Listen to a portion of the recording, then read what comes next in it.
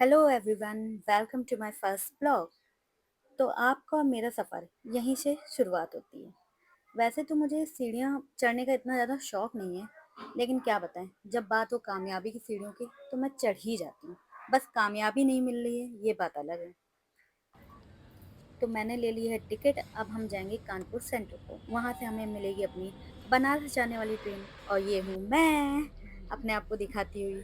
और वैसे सच्ची बोलूँ तो ये बैग बहुत ज़्यादा भारी था, मुझसे उठाया नहीं जा रहा, तो मैंने कहा पता नहीं मैंने कितना भर लिया इस बैग को। और ये आ गया है स्टेशन। तो अब कहेंगे हम लोग, खुल जा सिम सिम, या।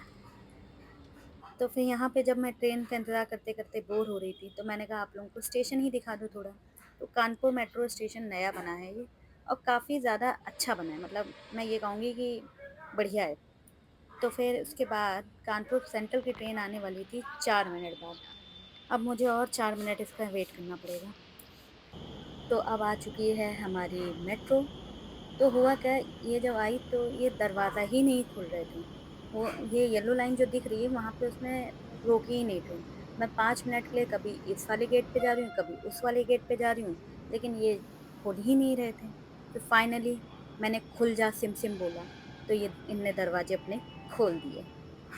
तो मुझे इतना तो मालूम था कि आराम से जगह मिल जाएगी, क्योंकि सुबह का टाइम था और ज़्यादातर मेट्रो खाली थी। ये कुछ बाहर के नज़ारे। और ये है हमारी प्यारी कानपुर यूनिवर्सिटी। यहाँ पे मैं भी पढ़ी हुई हूँ। तो फिर काफ़ी अच्छी यूनिवर्सिटी है और कानपुर की सबसे बड़ी यूनिवर्सिटी है। और आज का तो मौसम, ओ माय गॉड, क्या मौसम है। लग रहा है भगवान जी भी चाह रहे हैं कि हम लोग खूब मस्त मस्त वाले मौसम में मस्त मस्त वाली हम लोग की ट्रिप जाए। काफ़ी अच्छा मौसम था, बहुत पॉजिटिव वाइब्स आ रही थी। तो हमारी ट्रेन अब अंडरग्राउंड जाते हुए, अंडरग्राउंड जाते ही यहाँ पे नेटवर्क गायब हो जाते हैं, मतलब ना के बराबर आते हैं, और गुप्त अंधेरा छा जाता है। और ऐसी खाली मेट्रो में तो भूत वाला ही सीन याद आ रहा था मुझे। दरवाजे बंद हो चुके हैं। तो अब फाइनली काफ़ी देर बाद हमारा कानपुर सेंट्रल आ ही गया है।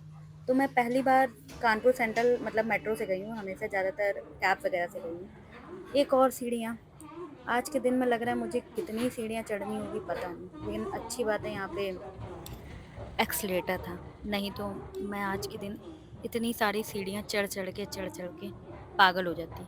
पता चलता है कि मैं जब तक कानपुर सेंट्रल पहुँचती, आधी थकान तो वहीं हो जाती मुझे।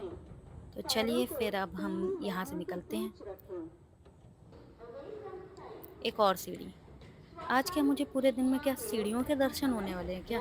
कि इस सीढ़ी से उतरो तो उस सीढ़ी पे चढ़ जाओ, उस सीढ़ी से उतरो तो इस सीढ़ी पे चढ़ जाओ। हाँ, अब क्या ही कर सकते हैं, चलना तो है ही। तो आखिरकार रोशनी दिख रही है, मतलब मैं ऊपर तक आ ही गई हूँ। और मैं इधर उधर देखते हुए कि कहीं से तो कहीं रास्ता होगा, लेकिन मुझे कहीं रास्ता नहीं दिख रहा था। तो मैंने सोचा फिर से सीढ़ियाँ ही पकड़ लेती हूँ। और आखिरकार मैंने सीढ़ियाँ पकड़ ली और ये आ गए हम। तो आप देख रहे हैं काफ़ी ज़्यादा सब कुछ बंद है और सारा काम चल रहा है। ये हमारा नया कानपुर सेंट्रल बन रहा है। मतलब जो इस टाइम बना हुआ है वो भी बहुत सुंदर है, लेकिन ये एकदम नया मॉडर्नेट टाइप का बन रहा है। और वैसे तो 10 सबसे ज़्यादा बिज़ी जो स्टेशन है उनमें से हमारा कानपुर सेंट्रल भी आता है। ये रही हैं हमारी दीदी जी। चलिए इनसे आज बात कर ही लेते हैं। चलिए दीदी जी, चलते हैं। तो हम दोनों ने अपना-अपना बैग उठा कर के अपने-अपने रास्ते चल ही दिए। अपने-अपने रास्ते नहीं, सॉरी, हम दोनों का रास्ता तो एक ही है इस टाइम पे। और यहाँ पे फिर से आ गई हैं सीढ़ियाँ, और फिर से मैं सीढ़ियों पे चढ़ गई हूँ। आज के दिन में इतनी कामयाबी की सीढ़ियाँ चढ़ गई हूँ ना मैं, कि मैं क्या बताऊँ। इतनी सीढ़ियाँ चढ़ने के बाद भी मुझे कामयाबी नहीं मिल रही, ये तो गलत बात हो गई ना। तो ये फाइनली शायद मुझे अब और सीढ़ियाँ नहीं चढ़नी। तो हमारी ट्रेन आने वाली थी प्लेटफ़ॉर्म नंबर 4 पे। तो हम लोग वही ढूँढ रहे हैं कि कहाँ से रास्ता है, कहाँ से रास्ता है, और मिल गया। अब मैं सीढ़ियाँ चढ़ नहीं, उतर रही हूँ। सीढ़ी चढ़ना, उतरना, लेकिन पहली बार है चढ़ते-चढ़ते अब उतरने की भी बारी आ गई। तो फिर आखिर ट्रेन आने में अभी काफ़ी टाइम है, तो हम लोग जल्दी पहुँच गए थे। हम इंडियन लोग हैं, हम जल्दी पहुँचते हैं। ये है कानपुर सेंट्रल और ये है आज का मौसम। बहुत प्यारा मौसम था, मज़ा ही आ गया। और अब आ चुकी है हमारी वंदे भारत एक्सप्रेस अपने निर्धारित समय पे। हाँ, वैसे टाइम पे आई थी, लेकिन जो जिस हिसाब से वो इतनी स्लो आ रही थी, मुझको लग रहा था क्या इतनी स्लो लेकर के जाएगी? तो हमारा जो डिब्बा था वो सबसे पहला डिब्बा था। तो हम लोग जहाँ पे खड़े थे वो एकदम मतलब नहीं, कानपुर सेंट्रल की एंडिंग पे, एकदम प्लेटफ़ॉर्म की एंडिंग पे था। और ये खुल जा सिम सिम बोल करके मैंने दरवाज़ा फिर से खुलवा लिया। और ये कुछ बाहर के नज़ारे, और यहाँ पे दीदी और मैं बात करते हुए, हम दोनों बहुत धीमे-धीमे बात कर रहे थे कि सामने वाले और बगल वाले लोगों को डिस्टर्ब ना हो, इसी चक्कर में। और हम लोग यहाँ बता रहे हैं कि हम लोग की पहली बार सोलो ट्रिप है ये, और हम दोनों सोलो तो नहीं कह सकते हैं, कह सकते हैं सिस्टर वाली ट्रिप है हम लोग की। और काफ़ी मज़ा आ रहा था, हम लोग का ट्रेन का एक्सपीरियंस तो बढ़िया था। और हम लोग ये बता रहे हैं कि शायद हो सकता है हम लोग की ट्रिप भी बहुत बढ़िया जाए। तो यही गुड विशेस के साथ हम लोग निकल चले हैं।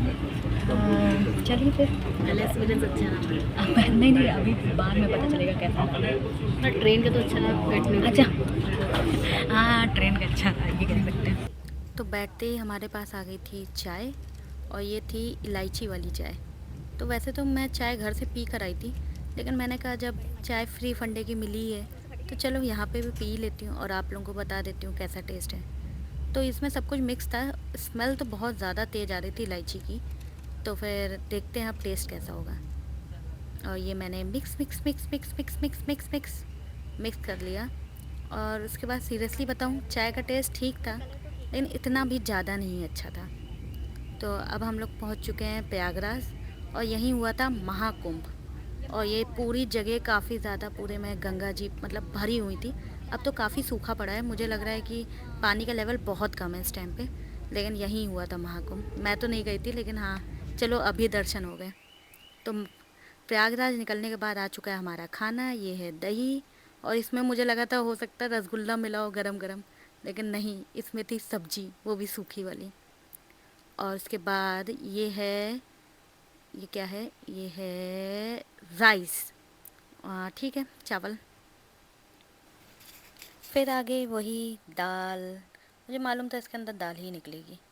और दूसरा था वर्ल्ड फेमस पनीर, जिसमें मुझे एक ही पनीर दिख रहा था, लेकिन बाय चांस चार निकले थे पनीर उसके अंदर से। और ये थी हमारी रोटी। पहले तो मुझे लगा कि रोटी है, पर रोटी नहीं थी, ये थे पराठे। ओवरऑल खाना बहुत टेस्टी था। और यहाँ पे खाना हो चुका है हमारा कंप्लीट। देख रहे हैं कैसे खाया मैंने, पूरा मतलब जैसे लग रहा है पूरा सारा खाना मैंने ही खाया है। और फिर भी ये खाने बच गए हैं। मेरी दही बच गई है, दोनों सूखी सब्जियाँ बच गई हैं, और एक चावल बच गया है। और दीदी देखो कितनी प्लेट साफ़ है, और मेरी प्लेट देखो, इनने अपना जूठा भी मेरी प्लेट में डाल दिया है। उसके बाद आ चुकी है आइसक्रीम। मतलब ठीक है भैया, चलो रसगुल्ला नहीं मिला तो आइसक्रीम ही सही। और ये सब मैं घर ले जाऊंगी, तो इसको मैं साइड कर देती हूँ। और ये है Amul made from milk, vanilla flavour. काफ़ी सही लग रही थी, और ठीक है चलो, वनीला फ्लेवर भी बढ़िया है। चॉकलेट दे देते तो और मज़ा आ जाता है। दीदी ढूंढ रही है अभी तक कि कौन सा फ्लेवर है। चलो मैं ही दिखा देती हूँ कैसी दिख रही है ये। और ये स्मेल तो काफ़ी सही आ रही थी। और इसको मैं खाऊं कि ना खाऊं, खाऊं कि ना खाऊं, चलो खा ही लेती हूँ। और ये आ चुके हैं अब हम बनारस पर। हमारा सफ़र जो ट्रेन का था अब जगह ख़त्म हुआ है। और ये थी हमारी सीट, तीन लोग बैठे थे, मैं दीदी और एक और लोग बैठे थे। और पहली बार मैं बनारस आई हूँ, तो फील अलग सा आ रहा है। काफ़ी साफ़ सुथरा स्टेशन था, हम लोग सबसे मतलब हमारा डिब्बा आगे था, लेकिन हम लोग सबसे पीछे उतरते थे, यही हाल है। तो यहाँ से डायरेक्ट मुझे लग रहा है एक नंबर पे आई थी ये, डायरेक्ट बाहर जाने का रास्ता था। तो ये बनारस स्टेशन नया बना हुआ था, मुझे लगा था ये मेन स्टेशन है, लेकिन मेन स्टेशन का नाम था वाराणसी जंक्शन, जिससे हमारी जाने वाली ट्रेन थी। ये मुझे बाद में पता चला था कि दो अलग अलग स्टेशन है, मुझे लगा था एक ही स्टेशन के दो नाम हैं। लेकिन सच बताऊँ तो ये नया ज़रूर बना था। और बहुत ज़्यादा ग्रीनिश थी, बहुत अच्छी हवा चल रही थी, बहुत ग्रीनिश थी, और बहुत साफ़ सुथरा लग रहा था, मतलब नहीं, नीट एंड क्लीन टाइप का।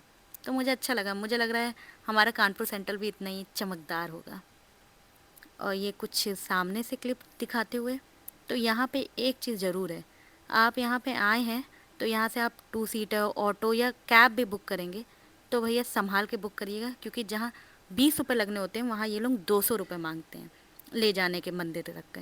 हम लोग के संग तो इतना ज़्यादा स्कैम होने वाला था, लेकिन अच्छा हुआ हम लोग बच गए। हम लोग पहुँचे तो ठीक ठाक रुपए में थे, लेकिन ये कह सकते हैं स्कैम नहीं हुआ था। तो आप लोग जब भी बनारस स्टेशन पर उतरें तो आप सबसे पहले कैंट के लिए टेम्पो करेंगेगा।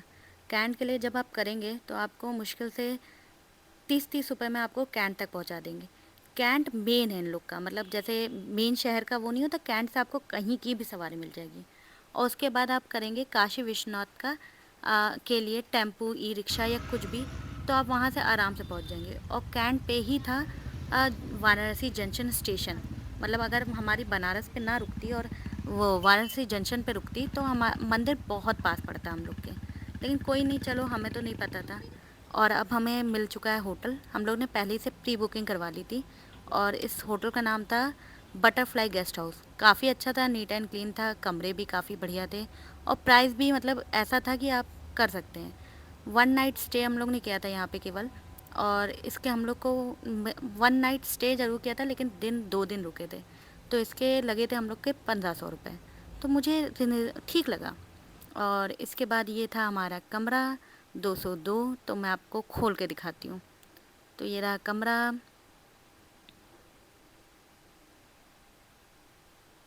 ये है अलमारी, और ये अलमारी के अंदर क्या है, अलमारी बिल्कुल खाली थी। और ये है टीवी। अरे ये कौन है? ये है दीदी जी हमारी, और ये हूँ मैं। अरे ये फ्लैश लाइट क्यों जल रही है, आई डोंट नो, मैं बहुत थकी हूँ इस टाइम पर। और ये है बाथरूम, वेस्टर्न है, ठीक है, बढ़िया है। बस ट्रिप का रूम मिल चुका है। अब हम लोग तैयार होंगे, अभी तो 3 ही बज रहा है और मेरा प्लान है कम से कम 4-5 बजे तक तो जाऊँ आराम से। हाँ, और वहाँ जाके दर्शन करेंगे और उसके बाद गंगा आरती भी देखनी, वहाँ पे मैं आप लोगों को भी ले चलूँगी। तब तक के लिए bye bye. Like and subscribe to my channel.